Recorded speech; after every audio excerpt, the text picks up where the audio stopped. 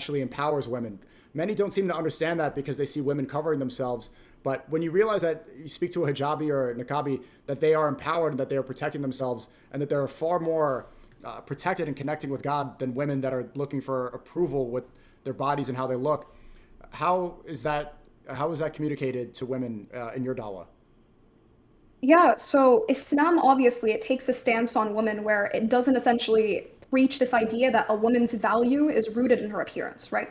Islam doesn't teach that. In fact, Islam teaches that a woman's value is obviously in her taqwa, right? In the way that she surrenders herself to God and she truly has trust in God and so on. And the way that you would convey this to a woman, obviously, is when women grow up, unfortunately, within societies, it is kind of ingrained into their brains that their entire identity is based on their appearance and what they have to offer in that regard.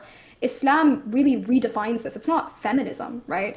But rather it's just Islam giving women their due rights. That doesn't need to be framed as feminism. Muslims don't need to be feminists in order to say that women have their rights. They just need to be Muslims. They need to follow Islam for what Islam says. So I think when you sit down a woman and you explain to her from A to Z all that Islam has to say about them, it really will touch them and they'll see, well, there's no need for things such as feminism or whatever it may be, because as long as you adhere to Islam for what Islam truly says, all these other worldviews are essentially inferior.